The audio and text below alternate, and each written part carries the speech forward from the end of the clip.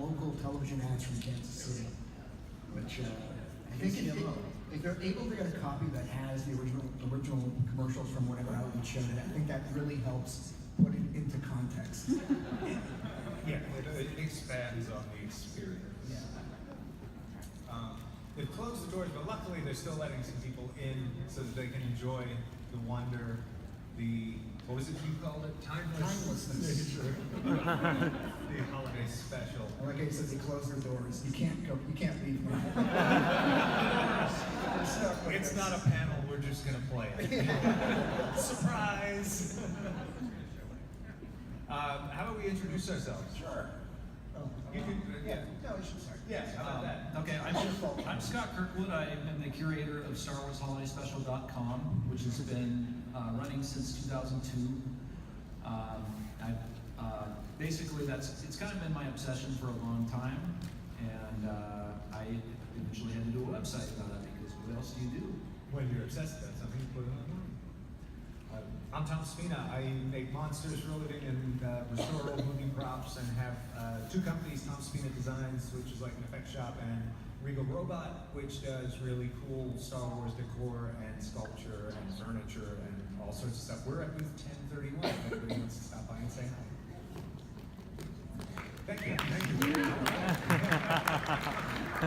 And I'm Pablo Hidalgo, and I write Star Wars books. I'm in story development at Lucasfilm. I've been there for, over 18 years now. And among the things that I do is I kick over old boxes and find documentation that people have forgotten about and try to share it with the fan community when I find something really interesting.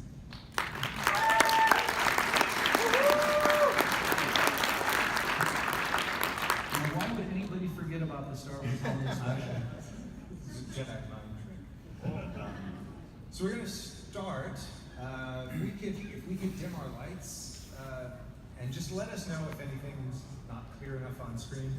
You don't need to see us as much as you'll want to see what we put up here. On our mics? We have a request for more volume. And we could speak up too. We can do that. All right. Thank you. And if anybody can't hear us the rest of the way, please let us know.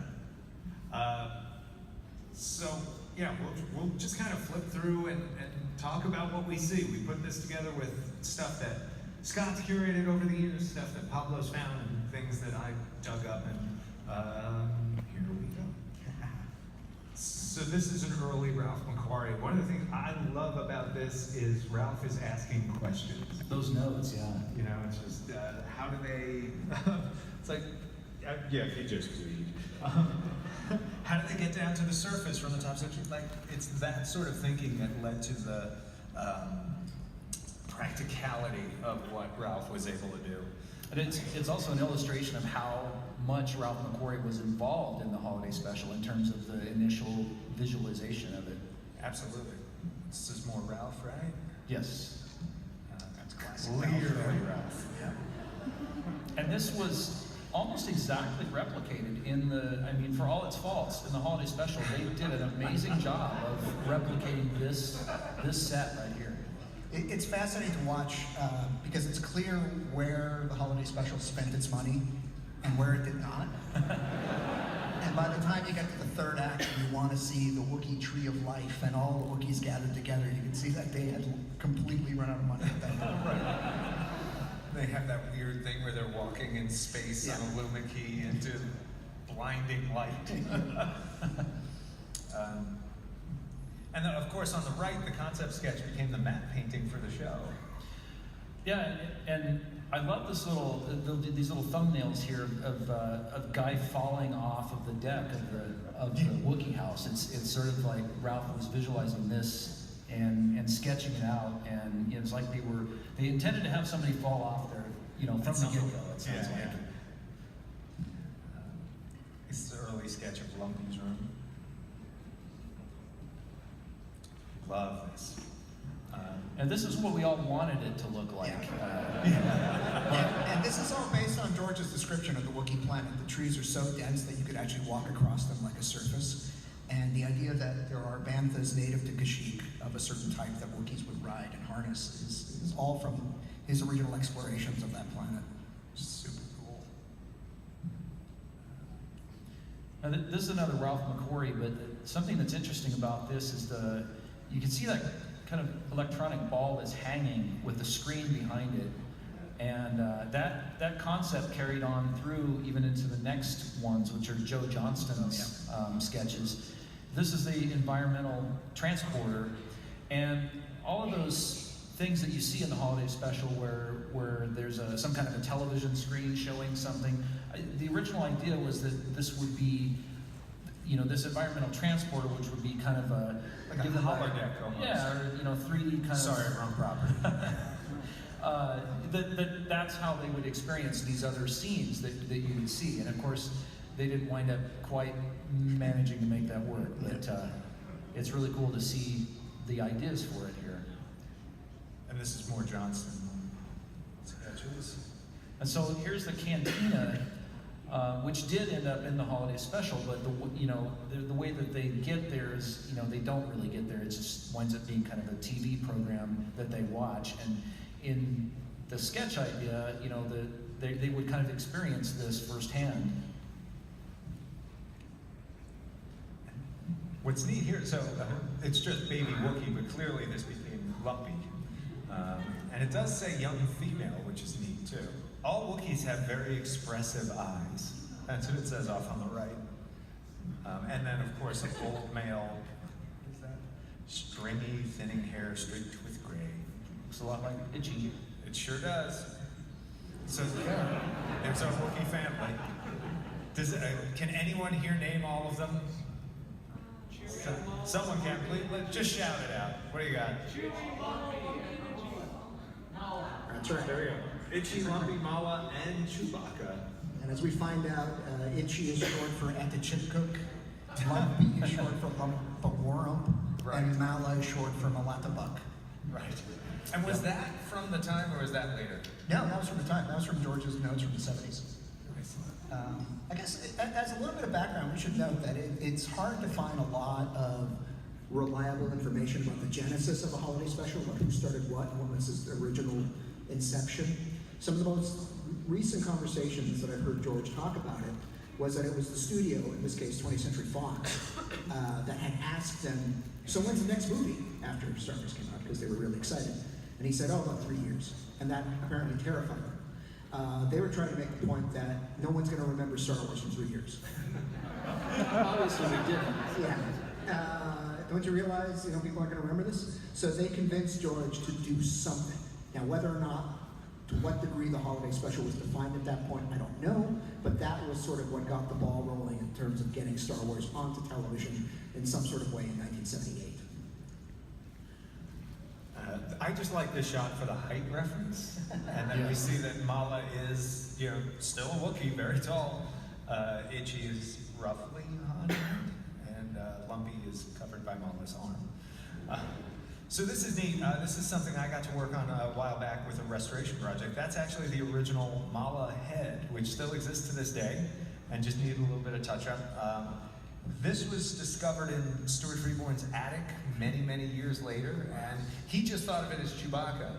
And ultimately, looking at it, you're going, that doesn't quite look right. Was this a prototype? What was this? And it wasn't until later that we realized, oh wait, this is Mala. And the mask has some unique changes that are made to it, obviously, in the fur color and stuff like that, but a few things that really call it out as Mala. And the cool thing was that Stuart saved a piece of paperwork with the mask. And that piece of paperwork was a letter from Stan Winston apologizing for reworking what was an original Chewbacca mask and turning it into Mala, because Stan Winston didn't realize that Stuart Freeborn was going to need that Chewbacca mask for Empire Strikes Back.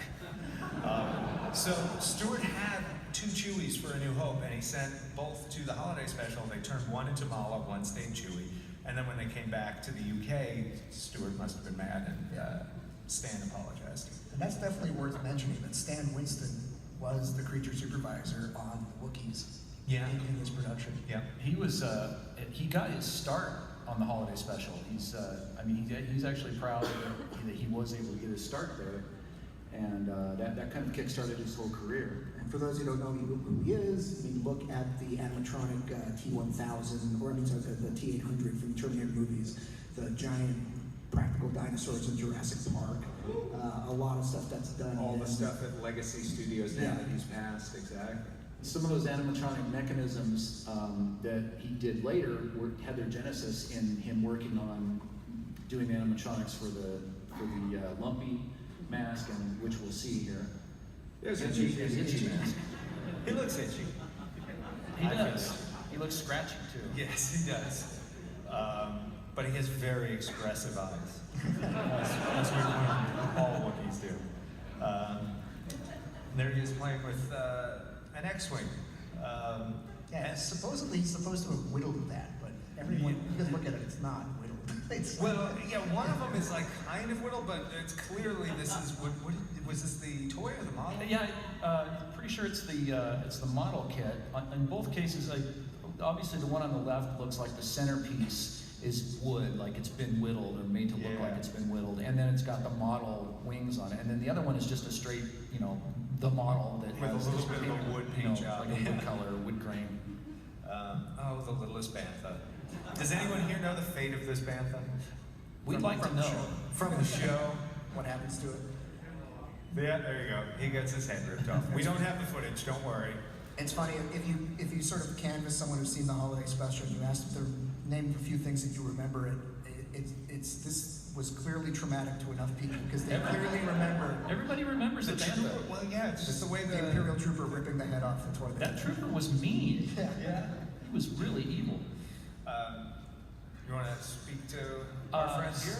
So we've got Patty Maloney here who played Lumpy, and yeah, you can kind of imagine her in that suit. Although I don't know where she put all that hair, but underneath all that hair. But she's she's done a lot of things previously that she was in some shows like Far Out Space Nuts. Oh god, Some of those Croft Superstars kind of TV shows back in the 70s. So she was seen on a lot of that I stuff. said lunch, not lunch. I think that's how she wound up getting this part. Right. And there's Stan Winston working on the Lumpy mask. It looks like a test fitting on the left and a final style on the mask, not his chest, on the other side. It was the 70s, okay? And I believe that's Patty in the suit there where he's testing the mask out on her. And that's Lumpy and Itchy back in the 70s. I love the gappy, gummy teeth on Itchy too. And this is some of the pieces that are still in the archives. They've got, I believe those are Lumpy's feet and Lumpy's head. Yep. And if I remember correctly, they've got the body suits for the Stan Winston Wookiees as well. So one of the things that happens with this holiday special is that there are photos from the holiday special that get turned around and published, and people kind of assume that they're actually from '77, but really they're from the holiday special. So this is one of my favorites. I see this all the time. There's like a handful of accounts on Twitter called like Movie History or Cinematic History or something, and they post this saying this is the filming of Star Wars in 1970. With a giant television camera on the left-hand side. And a very diminished looking cockpit. That's right. And you can see their feet sticking out of them. Like, there you go. That's how they did it for the movie. So this cockpit was actually, there's the movie set, by the way. That's the real thing. Bigger cockpit, room for people in the back, the whole back section, movie lights. No shoes showing. And why don't you tell us where this came from? These are some sort of behind-the-scenes shots of the Falcon as it's being built and sort of demonstrated. But you can see, I mean, there's not a lot to it. It's plywood. There's, it's very basic, but it's kind of amazing how well it came out on screen.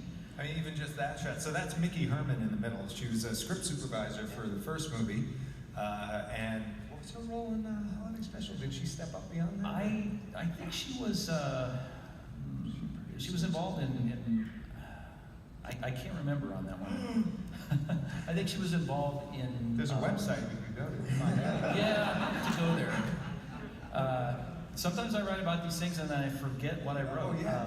But I think she was involved in approving some of the things that Yeah, were done. she with the kind of product. expanded her role, but here, even just with very basic lighting, it doesn't look too far off in that shot. Right. Yeah. You get enough. Get it looking a little dark there, and some stars behind it, and There you it's go. pretty good. And now there's other stuff in the holiday special that was from '77, but you never saw it until '78. In particular, these two fellas. That's right. So And this wound up on the Blu-ray, which was really nice to finally be able to have that scene in its entirety, because it was deleted from the film. But anyone who had the holiday special, anyone who had the holiday special all this time has been able to see this scene. And there's a couple other over dialogue. Exactly. Right, Yeah. With dialogue changed to make it relevant to the holiday special. But it's basically just a short scene of Chief Bast and his sideburns talking with Darth Vader in a hallway. Again, it was the '70s. Even though it was the Death Star, and the Death Star supposedly has They show a shot of a Star Destroyer first in the Right. holiday special, so it eases you into the idea that maybe they're in a so we hallway. just have to pretend it's not the Death Star. Always loved this scene that excised from the first film, known as the Flash Gordon Midget, is the official name of the character in all the pre-production stuff.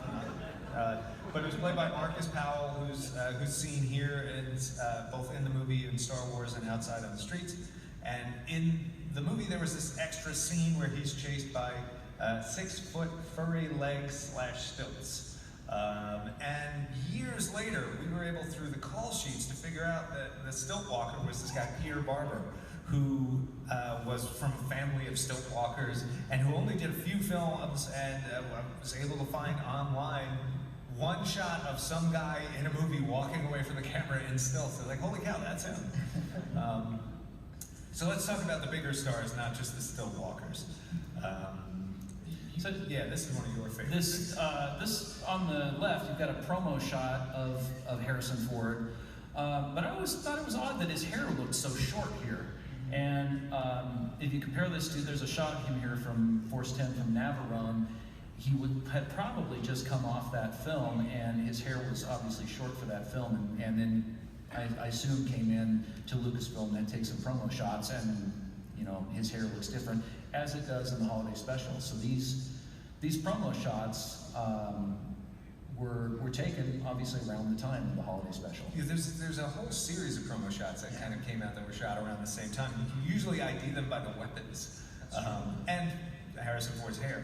But so on the top right here, you've got Harrison Ford's Hero Blaster from Star Wars. And on the bottom right is what they call the Greedo Killer.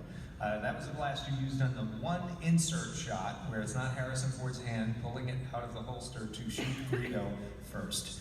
And then, but if you look closely, there's actually a lot of differences. The way it's on the top, it's mounted with a central ring. On the bottom, it's two separate rings. The scope is different. The end is very different. The barrel is longer and skinnier, etc.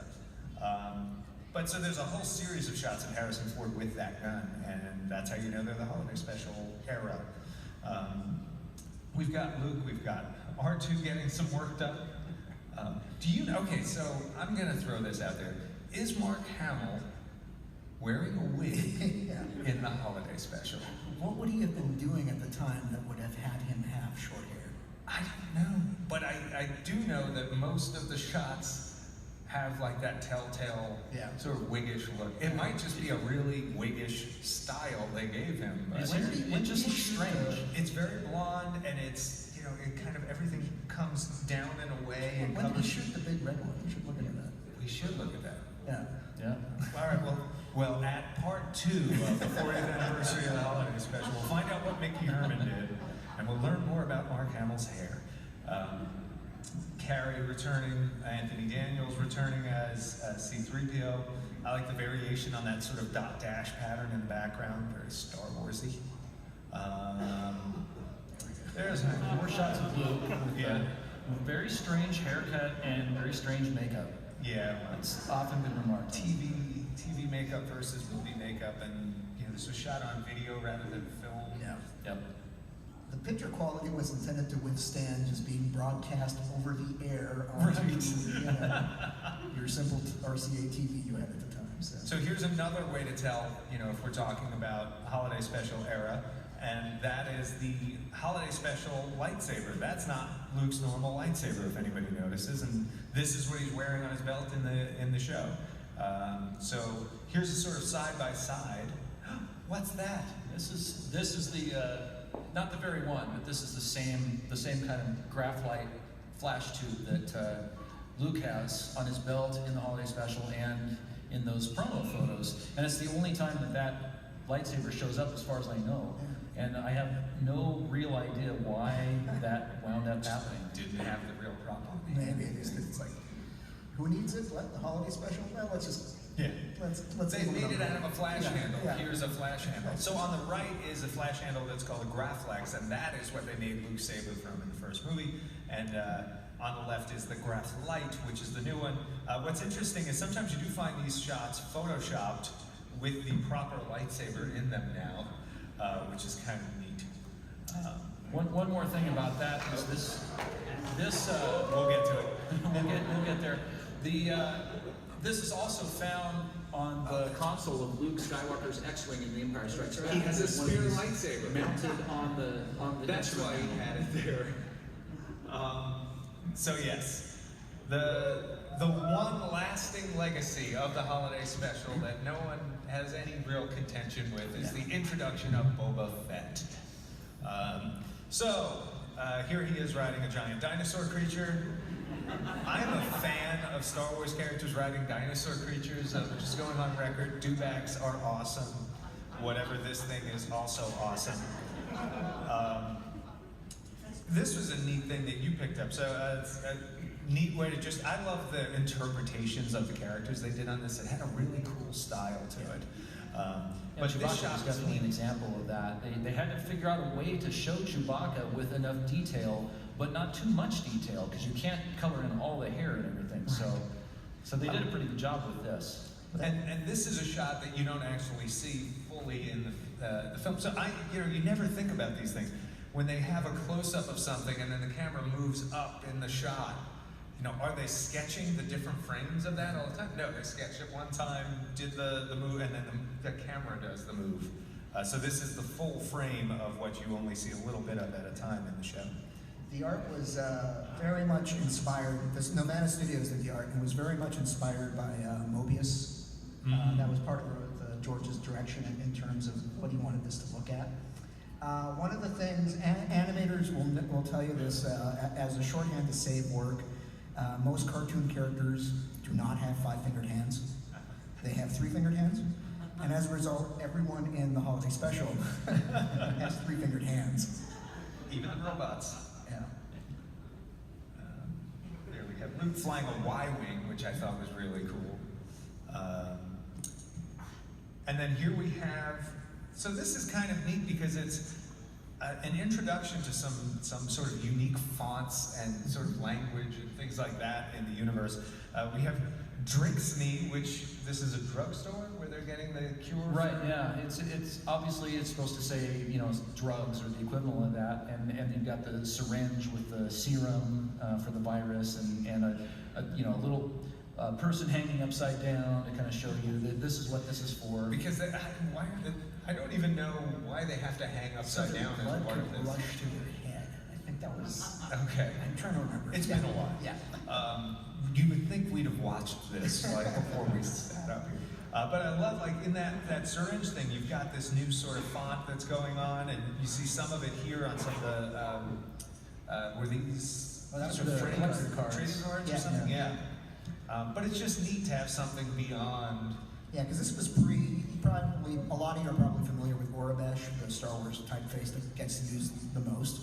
That really didn't come into existence in a usable way until the 90s. It's based on a font that you see briefly in Return of the Jedi. So before that, there wasn't really recognizable Star Wars typefaces fully developed. And they did, I think, a really good job of coming up with something that doesn't look like gibberish. It looks like there's some sort of logic behind it. And if you look at it, I mean, it really does look like it says what it's supposed to say. This is supposed to say Faithful Wookiee, which is the name, the sort of unofficial name of the cartoon. And it's got two. But it's got, you know, letters that can almost kind of resemble some of the Yeah, letters. there's a bit there. And I This to me is like Han is so good at the this. end of a 70s sitcom where it freeze frames. Yes. Yeah. I think even as a kid, I had to laugh when I saw Han show up on screen. It was like, what did they do to Han? Did hanging upside down stretch his face out or something? But they did get the dice. And they did it old school style with the actual dice, and then there's a shot, because now we're seeing them all over the place. They're in Force Awakens, Last Jedi, Dice are very in vogue. Solo. And this is stuff that this is at the archives? Yeah. Yeah, in the film archives, there does exist not only reels of animation tests, but also the finished stock of the animation footage from the holiday special. And what we have here is about a minute excerpt of the original pencil test. This is sort of like a storyboard that's been edited together with some, this is temporary dialogue in this. Right, yeah, this is people imitating the voices of Luke and R2 and, you know, 3PO. Imitating one of these, but so let's just watch. It's just about a minute for fun. Our comm links are out. We can't contact the base. Where are you going, sir? To see if I can locate the Falcon by visual sighting. Maybe it's close by.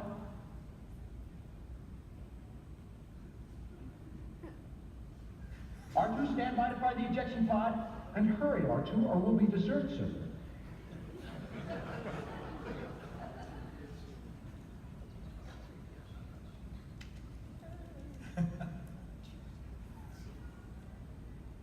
What is it, Master Luke? I'm not sure. You saved my life. I thank you. You are alone?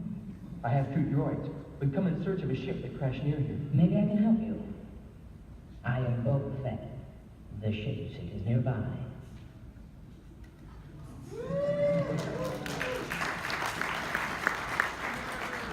Also notable in the holiday special is an array of guest stars, as any good 70s variety show should have. Art Carney on the right, of course. You had That's, some information about the fellow on the left. Yeah, the mustached Imperial Guard, as they call him there, is a guy named Lev Mailer, and we did an interview with him on StarWarsHolidaySpecial.com. And you know, he's a cool guy, and he teaches acting now. He's got a school, and he was really happy to talk about it. I feel like that would be the thing I'd put on the banner of my school. If I'm like, acting has taught you by mustachioed Imperial from the holiday special. The guy who wanted to buy fish, right? Wasn't it his That's deal? right. He Yeah, went yeah. to the general store and he was interested in Didn't buying fish. like fish. Yeah. Hates fish. Oh, that's right, he hates fish. Sondon tried to push fish on him, yeah. So a lot of neat stuff has turned up though from this. You know, in addition to the stuff in the archives, there's random things that are out there in private collections and stuff. So this is actually Art Carney's coat from the show, and then there's Art wearing it, and if anybody remembers this scene at all, he's full like Ed Norton on this. You know, he's gonna move it. He's working his magic. And of course, that magic brings to life Jefferson Starship. Lighting the sky on fire. That's right. And the scream. Now, he's not getting his hair done. This is basically what became or what survived of that sort of teleportation environmental transporter concept from the original sketches. It just became this mind evaporator device. Now, Tom, you've done the Emperor's Chair. You're doing this one next. They won't let us have the holiday special in our rights. Write to Lucasfilm. I'll get you the address. Not to me. No, don't at him on Twitter about that. So this is actually some of the original sketch work, though, for building that prop. This shows that apparently it wasn't actually just thrown together, it was planned. Yeah, someone thought about this. And this is what you see when you put that helmet on. It's Diane Carroll in a sea of swirling, glittery 70s things. She plays Mia. Found out her name only appears in the script. It does not appear That's right. in the context of the episode. So I always kind of like that there are characters that have names that exist in scripts but not in shows. I feel like a lot of movies these days do that thing where they use people's names all the time. Right. It's like, Joe, go over there and do this thing, and it's like, stop it. People don't talk like that. Another shot of Diane Mia Carroll. again, and this is the Great Zorback is what this character course is it called, is. and you know, she's a gymnast. And is that a blue-screened sort of Blue screen two-bar with setup there? glued over bars, Yeah. parallel bars, I guess. because they get comped into, well, as we see here, they get comped That's into right. the tabletop holographic projection there. And these Which we all have. these are the jugglers who are known as the Rico brothers in the holiday special. And these guys, the costumes for these still exist, which is just amazing. Now their real names were the Mum brothers. I don't, Rico you brothers, can't- Mum brothers. Maybe they want them to sound Italian? Not sure. This was great. Yeah, that's just an awesome. Looks like they could do motion capture with that costume from like 10 years ago. I've heard this sequence referred to as the Cirque du Soleil, but I think they're a little better than that. Too soon. That's the ringmaster. Yeah. Do you have you don't have the photo from the celebration, do you? No. So a guy came to one of our Cantina panels at one of the celebrations before, dressed up as this guy. And he just made And it my was day. very well done. Yeah, It was amazingly well fantastic. done. And the late, the Harvey late Korman, great yeah. Harvey Korman got to play a number of roles in this, and not the least of which is the four-armed chef. Gourmanda, yeah, Gourmanda, however you pronounce that. Pretty nicely made up. Was this Tom Berman? This was probably done by the regular makeup people, Oh, okay. I'm guessing. But something that is really interesting about this, though, is there's four arms, so obviously somebody else was back behind there with the other two arms. I recently have found out that was actually the same actor who played Mala. Was Oh, Mickey really? Morton, and played the bouncer Torque, who we'll see shortly here. I did not But, know Mala yeah, was the same guy plays Torque. That's right. You heard it here, folks. The gloves have turned up recently, and the costume, and the name on two of the gloves that is actually sewn in, and it says Mickey Morton. Oh, that's awesome. So the whole premise was, again, this is a very dated reference, but you're here, so you may have lived through it. This was a takeoff on Julia Child, who was a very popular TV chef of the era, and this was the Star Wars nod. Nowadays, it would be like the Star Wars Food Network. Yeah, You'd have exactly. somebody doing I think like they- Giada. They refer to her in the script, I think, as the Julia Child of the Milky Way, Yeah. which doesn't really Which doesn't work at all. anyway. But Yeah. He also played a robotic instruction giver for how to assemble. yes, this is Drum another. Dromboid, I think? Yeah, this is another instance where it appeared in the script, but not anywhere else. Yeah. And so the name of this character was Dromboid, and it was a Morphine or something? morphine being. Yeah, Yeah. they do say that in the show. And that is his original jacket on the left, still around today, which is so cool that exists. I believe that was rescued from a Bob Mackey archive of clothing. Yeah, that's right. Bob Mackey was the costume designer for the holiday special. To which, as a Simpsons fan, I have to say, wow, Bob Mackey! So, if you got that, thank you. So this is my favorite part. The other cantina. That's right. The other The cantina. other cantina. That's right. I'll take a moment I think we have a slide about this at the end. If anybody likes Star Wars monsters and behind the scenes stuff, do not miss the Star Wars Cantina panels that Pablo and I have tomorrow and Saturday, 3 o'clock tomorrow, 4 o'clock Saturday, and there's a lot of fun stuff in them. But we compiled some really good stuff that we got from some image archives. The neat thing about this is something we were talking about.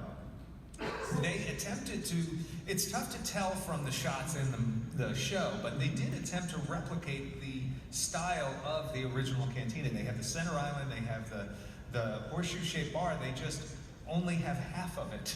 And they put a mirror behind all of the drink hardware there to sort of accentuate the idea and try and give the impression that there's more. And there you can see the mirror pretty clearly. It's frosted around the edges. And of course, B. Arthur. Who doesn't love Cantina? Thank you for wooing B. Arthur. That's the correct response at all times. Watch this. B. Arthur. Thank you. All right. And a recently refurbished hammerhead who actually never was finished on the back of his headstock for Star Wars because he was finished moments before the shoot.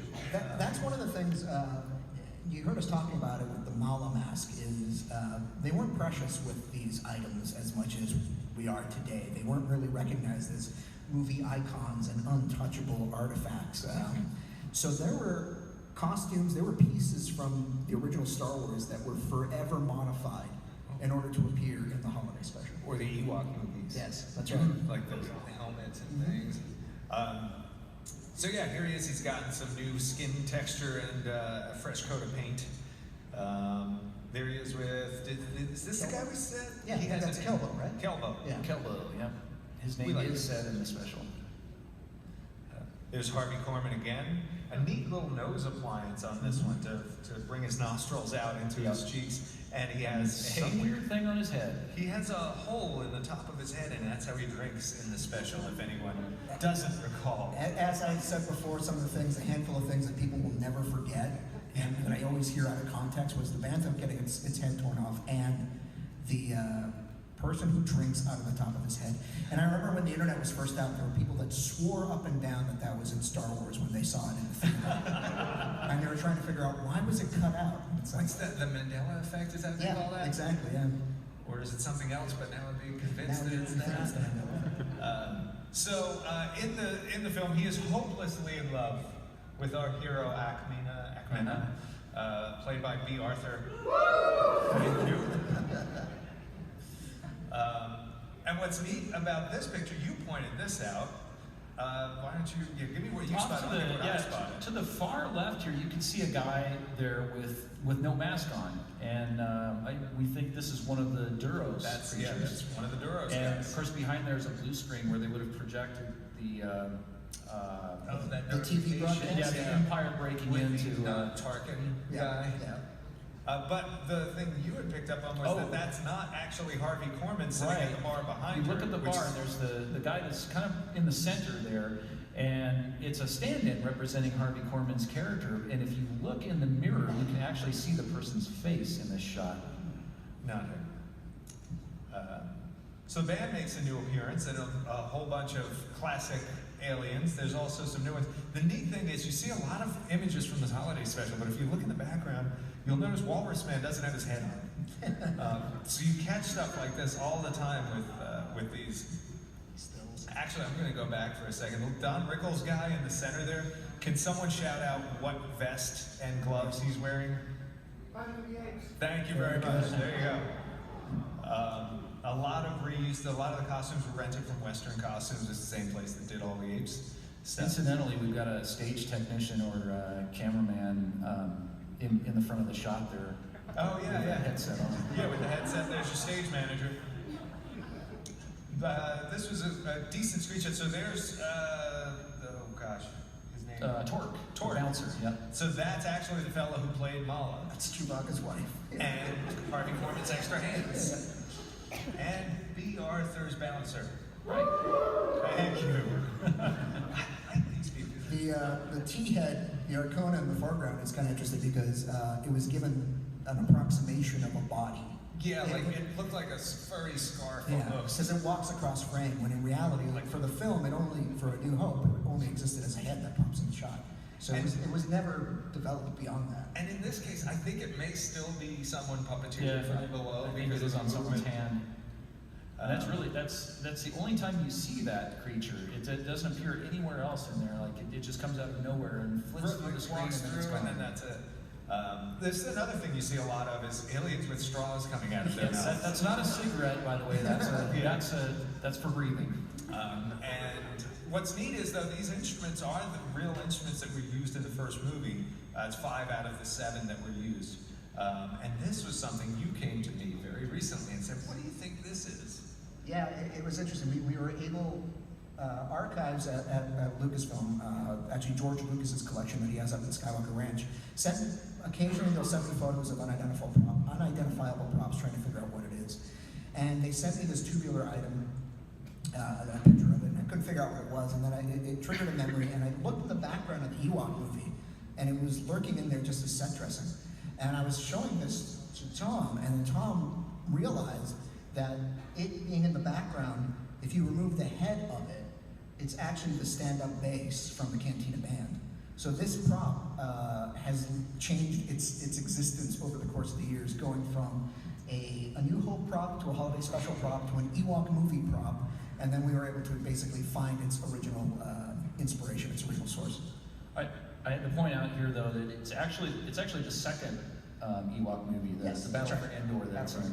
I had to go watch it after he showed me this. Son of a gun. My bad. We'll do an Ewok movie panel next time. I didn't say be Arthur. I like this. So the other thing that was neat was Chris Cassidy, who's an ILM guy from the 70s, has been going through these old slides that he had and making prints of them and sharing them. And he found this one slide that shows a bunch of sort of random hardware. He wasn't even sure what it was. And I said, I know exactly what that is. That's another Cantina instrument. And that's like the little drum set that our fella here is playing. Kind of a marimba-like device or something. Part of what was so exciting about making that discovery that prop that was in the archives was an original Cantina instrument is because most of them are gone. All gone. They're all gone. Nobody knows where they are. Whenever you see them in books nowadays, they're recreations that were made from photography. So they've scattered to the winds, but we were able to find out that there was one sitting in the archives all this time disguised as an Ewok background prop. Who knew? And this is something I didn't know because the quality of the photography, the video was so bad for so many years. One of the Cantina band members talked about not being precious was repainted with a whole bunch of red. They gave him red eyes. There were actually lights inside the eyes that could look left and right. And this was something that was found in Rick Baker's archive. And it was the band leader in the holiday special. And it wasn't until we got a clearer look at it that you could even see that. Barbarine, I believe his name was given. Barbarine. This guy's real cool. I wish there was more of him. And we don't know for sure who made this, but I do know that it appears in photos that were taken in someone's backyard. It was Phil Tippett, John Berg, and Rob Bottin. When Rick Baker looked at it, he said this looked like Rob's work. I haven't gotten a chance to ask him yet. That's cool. But it's not John's and it's not Phil's, so it might be a real, like 18-year-old Rob Bottin may have made this. And it certainly fits his style at the time. What's interesting about this guy's history is that he was largely, unless you'd seen the holiday special, you probably wouldn't recognize the photo. He made it onto the cover of Starlog number 17, I think, as a big panoramic shot of all the Cantina aliens. But still, he never registered in a lot of people's memories.